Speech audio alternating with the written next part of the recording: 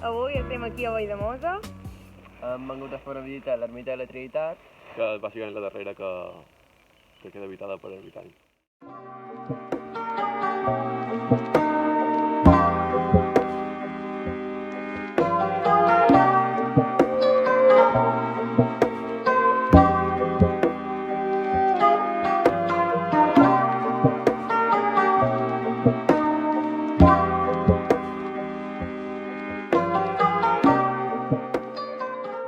Bé, com podeu observar, ja hem arribat a l'ermita de la Santíssima Trinitat. I ara farem un petit tour i si xerram fluixetes per no primer.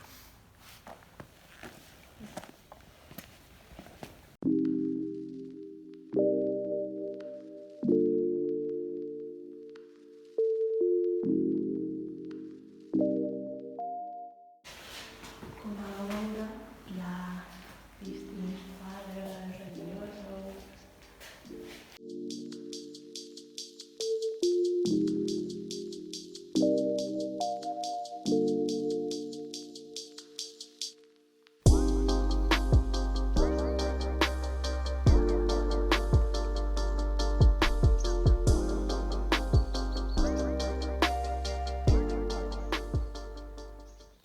Ara som en el pati interior de la finca i bé, aquí hi ha els pous on treuen l'aigua. Bé, com podeu veure aquí a l'esquerra també tenim una font. Supos que és aigua dels torrents que baixa per aquí. Bé, ara entrarem a l'església i és un lloc sagrat, però per tant no poden dir res.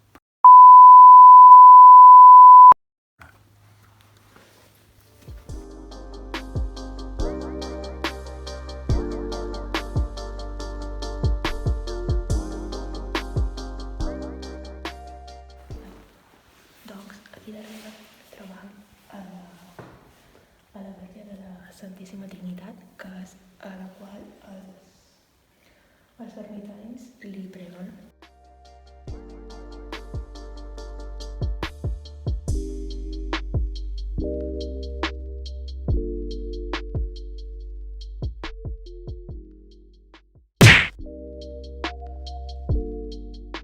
Aquí trobam una petita tenda on hi ha els sequis de recordatori de l'ermita.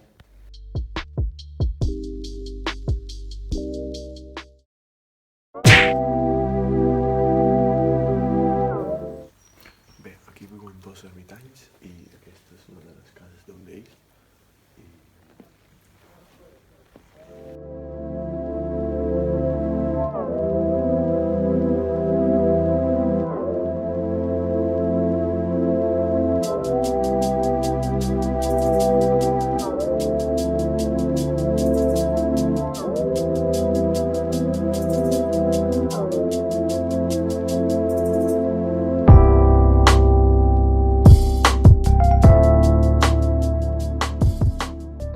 Bé, aquí podem observar l'hortet, que ara mateix no l'estan emprant. I enmig de l'hort podem veure una escultura del fundador de l'ermita. Bé, aquí un poc més a baix tenim el cementeri.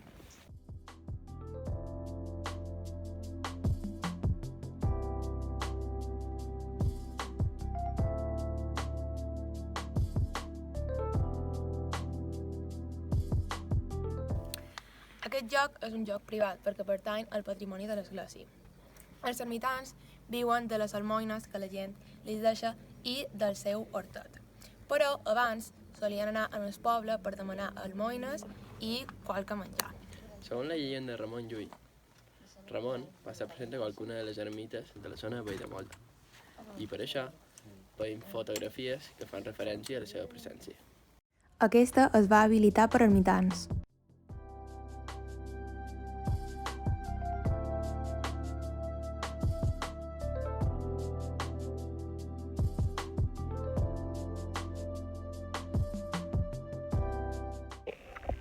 Hem de tornar.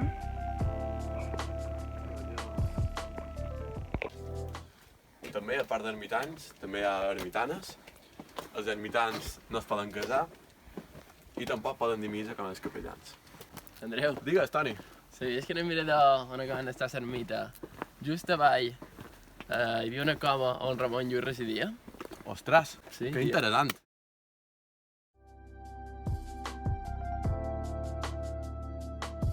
Ja hem arribat a Valldemossa.